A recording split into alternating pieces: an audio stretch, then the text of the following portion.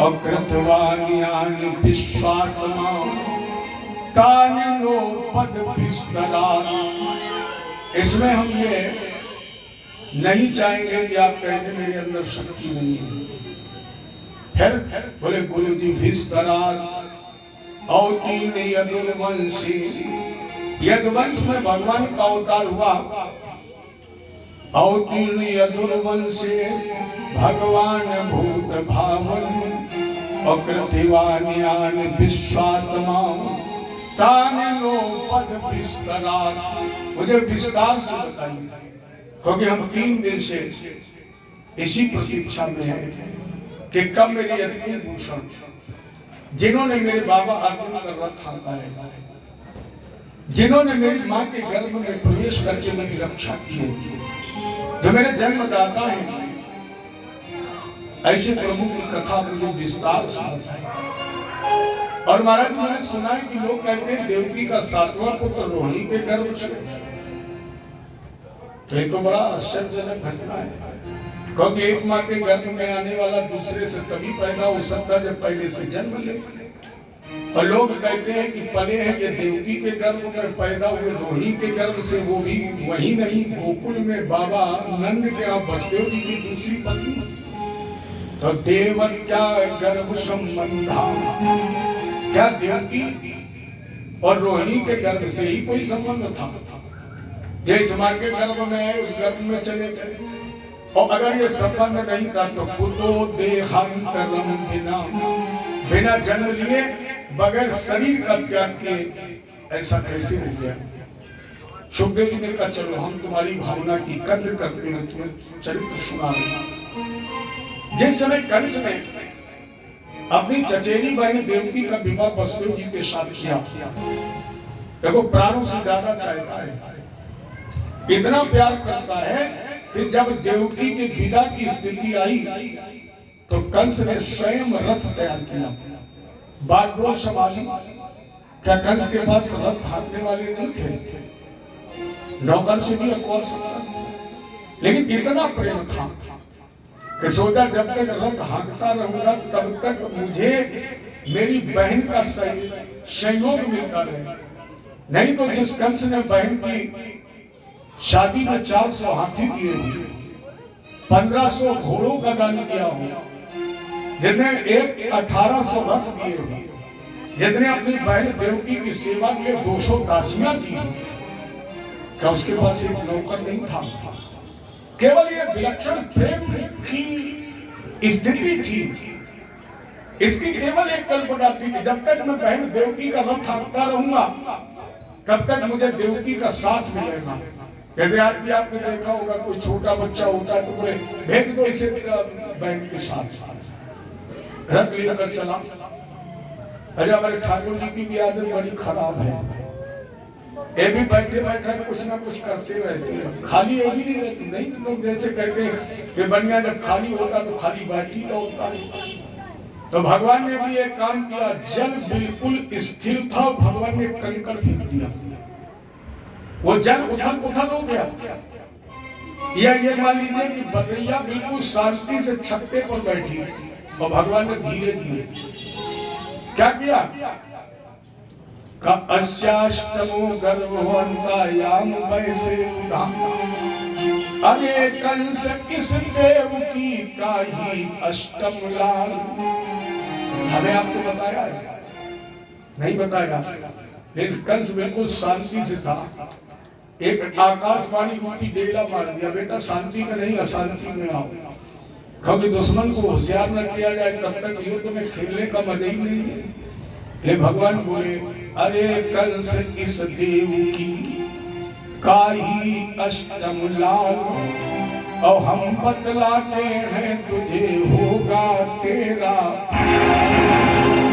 अरे कंस जिस देवकी से इतना प्रेम करता है, जिस देवकी को तू सारथी बनकर के विदा करने जा रहा है, उसी देवकी का 8वां लाल तेरा काल। तो कंस ने म्यान से निकाली तलवार, देवकी के पकड़ लिए बाल, पृथ्वी पर पटक दिया। मारना चाहता था, बलदेव जी ने कर दिया। मित्र कंस ये अधिकार अब तुम्हें नहीं रहा। प्यारे ध्यान दीजिए, माता पिता जिस समय मंडप के नीचे अपनी बेटी का कन्यादान करते हैं, उसी समय माता पिता के हाथ से एक अधिकार ले लिया जाता है। कन्यादान के बाद किसी भी माता पिता को अपनी बेटी को डांटने और पीटने का अधिकार खत्म हो जाता है। कन्यादान के बाद माता पिता अपनी बेटी को मार नहीं सकते। ये अधिकार कंस तुमने खो दिया है। ये अधिकार तो मेरे पास है और मैंने अग्नि को साक्षी मान करके ये प्रतिज्ञा की है कि हम अपनी पत्नी की प्राण पर से सुरक्षा करेंगे। और दूसरी रही मरने की बात, कंस देवकी को मार दोगे तो तुम्हें मरना नहीं पड़ेगा, कंस मरना तो भी पड़ेगा, क्योंकि मृत्युर जन्म बताम वीर गेहन सहजायति अद्वाद शतान्ते वा मृत्युर्न प्राणिनाम ध्रुवा। इस संसार में अगर कुछ ध्रुव सकता है तो मृत्यु है। आया है सो जाएगा, राजा रंग फकीर, कोई हाथी चढ़ चला कोई बांधा गया जंजीर। कंस देवकी को मार दोगे तो भी मरना पड़ेगा। इसलिए हम प्रतिज्ञा करते हैं कि देवकी का हर पुत्र हम तुम्हें दे देंगे। कंस ने जानता था बलदेव जी मिथ्या भाषण नहीं करते, फिर भी देवकी बलदेव जी को नजर कैद कर लिया। एक दिन अपने पिताजी से बोला, पिताजी बताओ मुकुट तुम हमें पहनाओगे कि हम फाइल लें? जबरन पहने कि पहनाओगे? उग्रसेन ने सोचा पहनाई दो, इसी में भलाई है। माँ ने मात पिता ने देवा, साधु संत करवावे सेवा, जिनके ये आचरण भवानी तिन जानो निश्चल सम प्राणी। कंस आसुरी प्रवृत्त का हो गया और इसने अपने पिता उग्रसेन जी को ही बंदी बना लिया। अब स्वयं राजा बन गया और जैसे राजा बने तो उग्रसेन के तो मंत्री बेचारे इस्तीफा दे गए। कंस ने नए मंत्रिमंडल का गठन किया। अब जो लिस्ट जारी की है कंस ने, उसमें प्रलम्ब बकचारू तृणावर्त महासनी मुष्टकारिष्ट दुविध पूतना के सुधे। अब कंस के दरबार में प्रलम्बासुर, बकासुर, चाणूर, मुष्टि, पूतना बड़े बड़े दैत्य। ऐसा लग रहा तो मथुरा का दरबार नहीं, पाप का साम्राज्य। इसी मध्य में देवकी ने प्रथम पुत्र पैदा किया, कीर्तिमंतम प्रथमजम कंसयानक दुंदुभि। पहला पुत्र पैदा हुआ, बसदेव जी लेकर के चले। देवकी ने कहा कहाँ जा रहे स्वामी? बसदेव जी ने कहा देवकी आर लोग अब वचनों को नहीं बदलते हैं, क्षत्रिय जब प्रण कर लेते हैं तो प्रण से कभी न डरते हैं। लेकिन प्रतिज्ञाबद्ध जैसे कंस के पास पहुंचे, कंस ने कहा ले जा, 8वां वाला ले आना। तो बसदेव जी बच्चा लेकर के लौटे और नारद जी ने कहा ये तो लौट गए, तो एक देवकी की गोद तो बच जाएगी, लेकिन बदले में न जाने भारत में कितनी कबलाओं की गोद सूनी हो जाएगी। तो नारद जी ने एक 8 पंखुड़ी का फूल लिया और पहुंचे कंस के। हम बोले बेटा जरा गिनो। कंस ने गिनती शुरू की, 1 2 3 4 5 6 7 8। नारद ने फिर फूल घुमाया, काम गिनो। कंस ने फिर गिना, 1 2 3 4 5 6 7 8। फिर नारद ने फूल गिना, अब घुमाओ गिनो। कंस ने कहा बाबा 8 है, 8 ही रहेंगी। नारद जी ने कही तो हमें भी पता है। फिर आपको पता क्यों नहीं? नारद जी ने कहा हमें ये पता नहीं है कि इसमें 8वीं कौन है और पहली कौन है। कंस ने कहा बाबा इसमें पता करने क्या जरूरत है, पहली हर 8वीं। नारद जी ने कहा बेटा अगर इन 8 पंखुड़ियों की जगह देवकी के 8 पुत्र बैठे होते तो तुम बता सकते कि कौन पहला कौन 8वां। कंस ने कहा बाबा चूक गए। नारद जी ने कहा आज तक हमने चूकने तो किसी को दिया ही नहीं, गलती किसी को नहीं। और फिर कंस होशियारी सदा प्यारी, बेटा सावधानी हटी। दुर्घटना तब घटती थी जब रोड छोटे छोटे थे, अब हाईवे पर दुर्घटना नहीं घटती है। तुमने दुर्घटना घटी नहीं कि तुम और 10 20 25 संग हैं। पहले अकेले घटती, साइकिल से गिर जाओ, ज्यादा कुर्ता पैजामा फट जाए, झाल लो चल रहे, मोटरसाइकिल पर हाथ पैर टूट जाए, अगर 4 पहिया पे हो। रामी वाली हमारे यहाँ तो पहले लोग कहते थे जिसके लड़कियां हो 4 उसे ले दो मारुति कार, जिसके हो लड़की 4 उसे ले दीजिए बैगनार, हो गया पूरा काम। जय जय श्री, ऐसा लग रहा है आप लोग थक गए। जय जय श्री, अरे ये सोच के आते हो जब महाराज जी कहेंगे तभी बोलेंगे। चलिए अगर ऐसा तो आज ही से हमारे पीले चावल ले लो, कल से जब हम बुलवाएं तो वैसे भी हम कम बुलवाते हैं तो खुद ही बोलते हैं। आइए कल सारी बातें छोड़ दो, एक बात बताओ अपनी बात।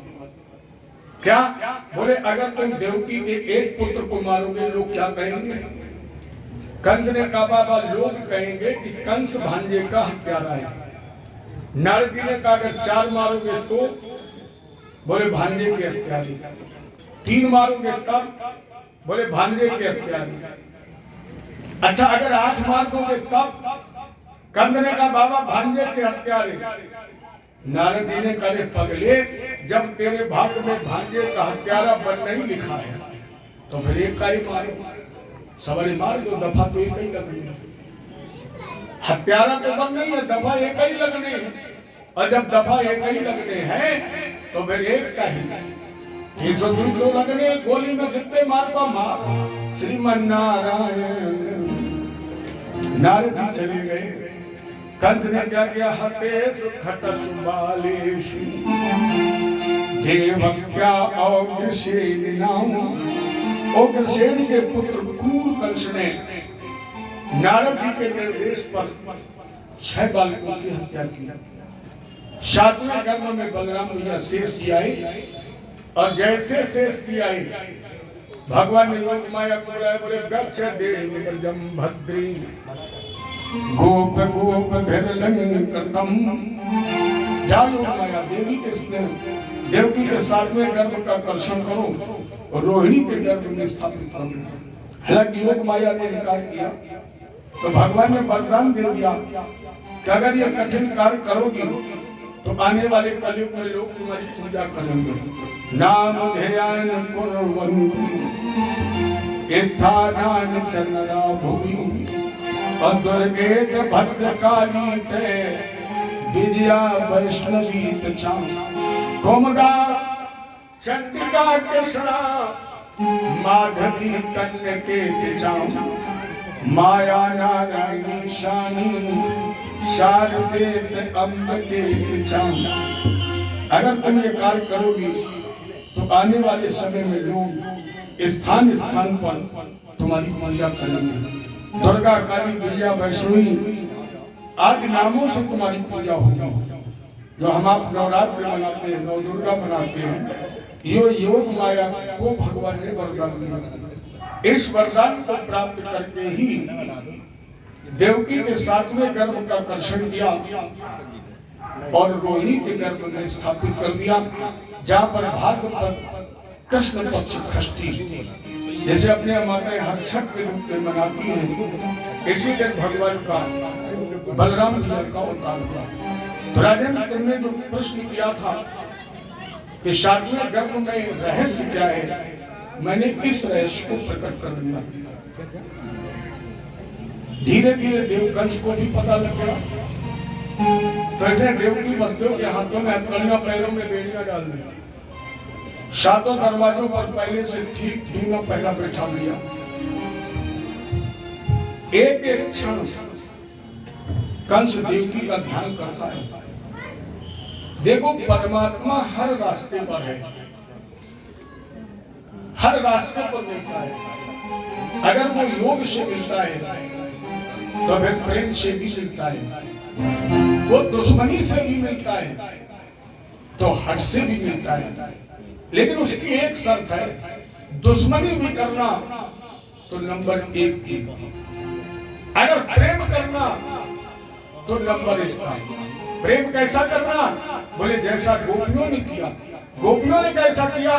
बोले बाजी को मगाई बाजी, द्वार खोल धाई बाजी, मार्ग खुलाई बाजी, व्याकुल है आंगन में। कैसा प्रेम करना? बोले बाजी में बिसारी धीर, बाजने है भारी चीज बाजन के उठी प्रेम भी करना तो गोपियों जैसा कैसा बोले बाजी घर छोड़े बाजी पर पति को छोड़ के भागी प्रेम ऐसा हो और जिद कैसी हो बोले खरदूषण जिद कैसी हद कैसा हो जैसा रावण ने किया खरदूषण मोशम बलवंता नहीं कुमार दिल भगवंता लेकिन हद कर लिया बोले उसी के पान से मरूंगा और दुश्मन भी बनाना भगवान को तो कंस के साथ कंस ने कितना दुश्मन बनाया कि हर काली चीज से कंस को नफरत हो गई हर काली चीज में कृष्ण नजर आता था माने वो दीवानगी की दुश्मनी में भी चारों तरफ केवल कृष्ण ही कृष्ण दिखाई पड़ता था अगर प्रेम से और भोग मिले हैं भगवान जनक तो कामना से मिले हैं गोपियों को जिद से मिले हैं भगवान रावण को तो कंस को मिले हैं भगवान दुश्मनी से सारी व्यवस्था के बाद भगवान ने अपना केर को मैया देवकी के गर्भ में स्थापित कर दिया और जैसे देवकी के गर्भ में स्थापित किया तो कोट सूर्य संपन्न करोड़ों सूर्य के समान आभा तेज प्रकाश उस समय ब्रह्मादि देवता आकाश से स्तवन करने लगे भगवान को बुलाने लगे सत्यव्रतम सत्य परम सत्यम और सत्यस्य योनिहितम च सत्यम सत्यस्य सत्यामृत सत्यनेत्रम सत्यात्मकम त्वाम शरणं प्रपन्ना प्रभु आपकी प्रतिष्ठा का श्रेष्ठ साधन सत्य है आप पारमार्थिक सत्य है आप आदि मध्य कभी ना होने वाले अंत में सत्य है ऐसे सत्य स्वरूप सर्वात्मा हम आपको बार-बार प्रणाम करते हैं नमन करते नमस्कार करते स्वागतम कृष्णा सुस्वागतम कृष्णा स्वागतम कृष्णा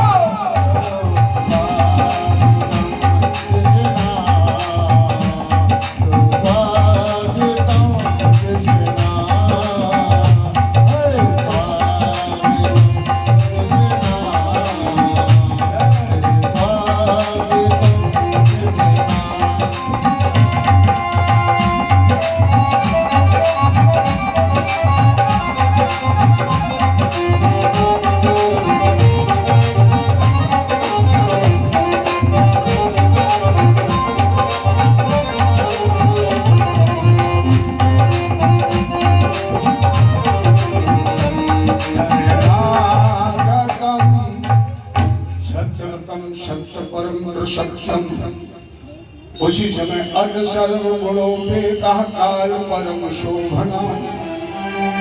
उसी समय सर्वगुण युक्त समय प्रकट हुआ और उस समय के मध्य में देवक्या देव रूपण्याम सर्व विष्णु गुहा से। उसी समय कृष्ण पक्ष की अष्टमी भादों दिन बुधवार और नक्षत्र रोहिणी के समय चतुर्भुजी अवतार। देवता को सृष्टि करने लगे, साधुवाद की आवाज आ रही। भादों का महीना, अष्टमी तिथि, काली अंधेरी रात, 365 दिन की सबसे अंधेरी रात, भगवान चतुर्भुजी रूप में भय प्रकट कृपाला दीन दयाला। देवकी भक्तों ने हाथ जोड़ करके पूछा कौन? भगवान बोले मैं तुम्हारा आठवां लाल। देवकी ने कहा आठवां लाल हूं और ये चार चार तुम्हारे हाथ हैं, कोई मानेगा कि तुम मेरे पुत्र हो? भगवान बोले फिर?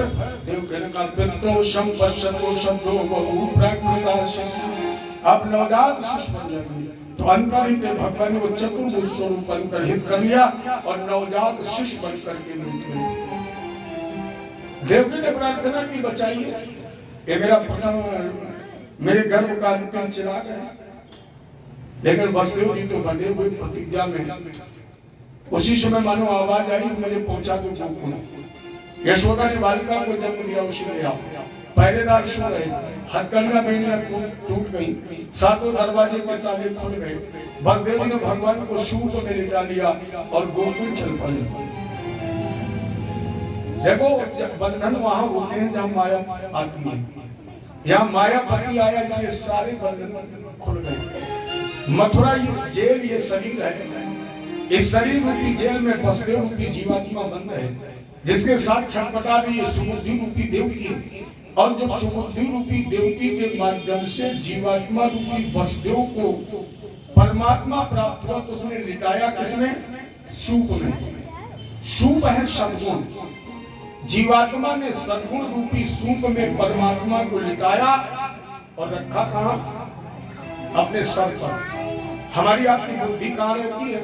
सर पर। जब जीवात्मा की बुद्धि पर भगवान बैठ गए तो अपने आप माया मोह की हथकड़ियां और बेड़ियां टूट गई। अरे बताए परमात्मा अगर बुद्धि पर बैठ गया तो तेरे मेरे का रहेगा, बंधन टूट गई। और पहरेदार है विकार, हमारे जीवन की बुराइयां। जैसे भगवान वसुदेव रूपी जीव के सर पर बैठे, अपने आप हमारे जीवन की सारी बुराइयां सो गई, शत्रुओं का विकास हो गया। गोकुल की तरफ लेकर चले। रात बहुत अंधेरी थी, बादल गरज रहे थे, वर्षा हो रही थी। 1000 दिन से भगवान की रक्षा विशेष थी। लेकिन आपने देखा होगा कैलेंडर में शेर जी ने पीछे से फन उठाया है, आगे से नहीं उठाया। क्यों? शेर जी ने सोचा आगे फन फैला दिया और बिजली चमक रही है, कहीं वसुदेव जी ने हमारी दृष्टि पड़ गई हमारे ऊपर। अरे फन फैलाए हैं सामने और बिजली चमक गई और वसुदेव जी की निगाह हम पे पड़ जाए तो कसू को लड़का दोनों फेंक के भाग जाए। अब सर्प खड़ा है तो कैसे? ये पीछे से फन उठाया। यमुना जी के किनारे पहुंचे, यमुना जी बढ़ रही। क्यों? ये सोच रही थी कि गंगा जी भगवान के पैर से निकली है, पवित्र मानी जाती। आज भगवान मेरे बीच से निकल रहे हैं, अगर मुझे इनकी चरण रज मिल जाए तो मैं भी पवित्र हो जाऊं, इसलिए बढ़ रही। बलदेव जी की हिम्मत तो नहीं पड़ रही, लेकिन अब आदेश था, बच्चे को बचाना भी था, इसलिए पहला पैर रखा। बिजली चमकने में हो गई देर, बलदेव जी को घाट दिखाई नहीं पड़ा और जैसे पहला पैर यमुना जी में रखा तो गड्ढे में गिरा और जैसे गड्ढे में पैर पड़ा और इधर से यमुना जी ने मारी उछाल तो एक कई बार में आंख नाक मुंह तक पानी। बलदेव जी ने सोचा एक पैर में तो पानी यहाँ तक आ गया और अगर दूसरा रख दिया तो न हम रहेंगे और न ये बेटा रहेगा। इसलिए बलदेव जी ने सूप उठाया और बड़ी जोर से चिल्लाए, कोई लोग। यमुना जी के उस घाट का नाम तभी से पड़ गया कोई लोग, नाम ही उस घाट का। बलदेव जी ने कहा हम नहीं जाएंगे, वापस लौटना चाहिए। भगवान बोले देखो जीवात्मा जब मुझे प्राप्त कर लेता है तो उसकी वापसी के रास्ते बंद हो जाते हैं। अब वापस नहीं हो सकते, वापस के सारे गेट बंद। लेकिन अब माया क्या मांगती है?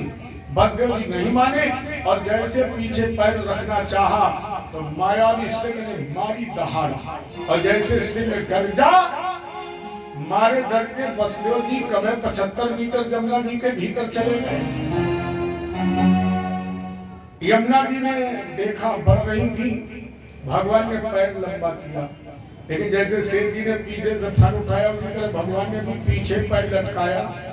सामने तो नहीं लटका, भगवान ने सोचा पैर आगे लटका दिया, बिजली चमकने हैं। और अगर बलदेव जी की निगाह पैर पर पड़ गई तो सोचे लड़को अबे पैदा वो 7 मीटर लंबू हुई, ले पीछे से पैर लटकाया और जैसे यमुना जी पर चरण का स्पर्श हुआ यमुना जी पानी हो गई। क्यों बढ़ रही? चरण लेना चाहती।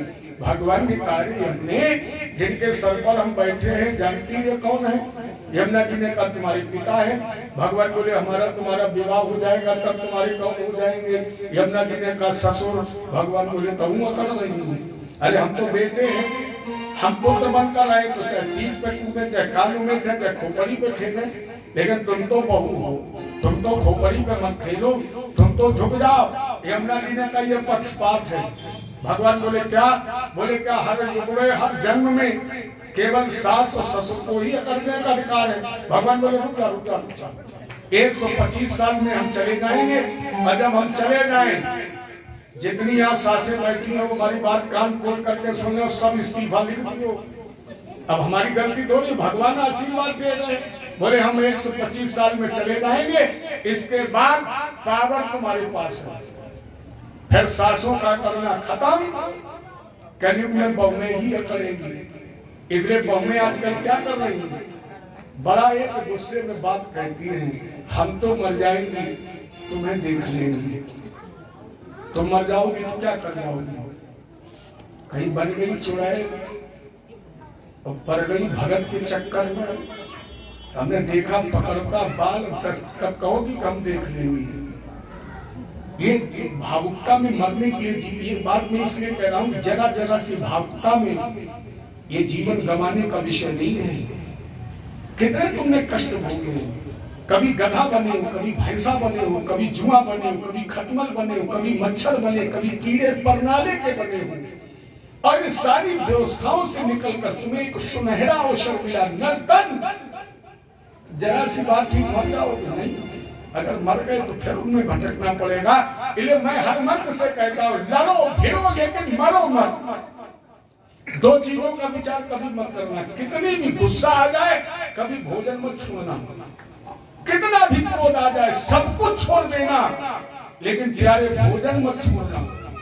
कभी गुस्से में तो कह दिया नहीं खाना है, और जैसे रात के 12 बजे पेट में चूहा कूदे, मन कहता है एक बार कोई झूठी कैले खा ले। यही तो कहता मतलब हम भी खा छोड़ देते थे, तो हम तो अपनी बात बताते थे, छोड़ देते थे। 10, 11, 12 सब लोग सोने लगते थे, मन कहता था अगर मम्मी पापा एक कैले खा ले तो देर थोड़ी लगे, तो 1-2 बार तो निगाह बचाई चुप ही खा ली। ऐसा भी हुआ, हमने देखा सब सो रहे चुप उठाई। इसलिए भोजन मत छोड़िए। कुछ लोग कहते हैं गांधारी ने भोजन नहीं दिया और जब भूख लगी तो 100 पुत्रों की लाश एक दूसरे पर रख करके गांधारी अपने बच्चों की लाश पर चढ़ गई बेल तोड़ने के लिए। इसलिए अन्न कभी मत छोड़िए और ये जीवन कभी छोड़ने का विचार भी मत करिए, क्योंकि नहीं छोड़ोगे तो छुड़ाने वाला तो पहले तैयार बैठा है। इसलिए लड़ो भिड़ो। अगर एक बात बताइए, बहुत समझने का विषय है, अगर घर में आंगन में 4 लोग हैं और 2-4 बार खटपट नहीं होगी तो पड़ोसी को कैसे पता लगेगा कि इस घर में कोई रहता है? सास बहू का झगड़ा नहीं होगा तो पड़ोसी को पता लगेगा कि इसमें सास भी है बहू भी है। तो कम से कम पड़ोसी अगल बगल वालों को दिखाने के लिए बनावटी लड़ो, थोड़ा बहुत लड़ो, खाना मत छोड़ो। और शाम के जब सोने जाओ तो 1-1 कप चाय पियो और फिर कह दो माता जी सवेरे कल फिर रही, लेकिन मरियो कब होने, मरने का विचार कभी मत करना। ये तो सब लगे रहते। अच्छा आप लोग माताएं हमारी आगे बैठी, इनमें बहुत सी माताएं ऐसी होंगी जो बर्तन भी धोती होंगी, धोए आप लोग, हालांकि अब तो धोने वाले भी आते हैं, लेकिन जरूर आपने कभी न कभी धोए होंगे। जब बर्तन धोए होंगे तो कुछ बर्तन खटक भी जाते हैं, कुछ डलिया के बाहर गिर जाते हैं, तो क्या आप उन बर्तनों को फेंक देती हैं? उन्हें फिर धोती हो, फिर सजाती हो, संभाल कर डलिया में रखती हो। उसी तरह आंगन की डलिया में ये सब बर्तन हैं, खटकते भी हैं, लड़ते भी हैं, इधर उधर गिरते भी हैं, लेकिन आप लोगों का दायित्व बनता है कि इन्हें संभालिए, इन्हें मांजिए, इन्हें सजाइए और फिर एक डलिया में एकत्रित कर दिया। यमुना जी को पार कर दिया। बलदेव जी भगवान को लेकर गोकुल पहुंचे। गोकुल में बालिका, बलदेव जी ने बालिका ले ली, भगवान को वहीं बिता दिया। वापस आए और जब गोकुल से मथुरा वापस आई, अब कौन आ गया साथ? माया। और जैसे माया आई तो बहिरंतपुर द्वारा अपने आप सारे बंधन पड़ गए। सर्वावे अपने आप दरवाजे बंद हो गए, हथकड़ियां बेड़ियां पड़ गई। और जैसे बलदेव जी ने वो बालिका यशोदा की बेटी देवकी की गोद में डाली तो बेटी ने आवाज लगाई, कहा बालक भगी श्रुत्वा गृहपाला समुत्थिता। जैसे उस बालिका ने आवाज लगाई, पहरेदार जाकर कंस को बताया। कंस ने उस बालिका को मारने की कोशिश की, लेकिन कंस के हाथ से बालिका फिसल गई और आकाश में अष्टभुजी सिंह वाहिनी बन गई। कंस तेरा मारने वाला 84 कोस भूमि में पैदा हो गया। इतना बताकर ये विंध्याचल पर्वत पर तपस्या करने चली गई, जहाँ पर विंध्यवासिनी के नाम से प्रसिद्ध हो गई। जब विंध्यवासिनी मैया की कंस ने देवकी बलदेव को कारागृह से मुक्त किया। आप बैठक बुलाई कि मेरा मारने वाला कहाँ हुआ, कैसे पता लगेगा? राजेंद्र, ये तुम कल की कथा में सुनोगे, लेकिन 5 मिनट जरा गोकुल तो चलिए, जहाँ मेरा गोविंद आया है, जहाँ मेरे कन्हैया का जन्मोत्सव मनाया जा रहा है। उस जन्मोत्सव में बाबा नंद ने क्या किया? आहू विप्रान कृष्णाता सुचिल जन्मोत्सव पर भगवान के बाबा नंद ने आहू विप्रान वेद पाठी ब्राह्मणों को बुलाया, संतों को बुलाया और सब ब्राह्मण संतों को बुलाकर 3 लाख गौ में जिनके खुर और सींग चांदी से महाकर दान कर दिए। 7 काले तिल के, ऐसे मान लो जैसे दशरथ जी ने किया था सर्वस्व दान दिन सप्ताह, उसी तरह बाबा नंद आज भगवान के जन्मोत्सव पर दान कर रहे हैं, सर्वस्व दान। उस समय स्थिति क्या थी? बाबा नंद के दरवाजे की बधाई झूम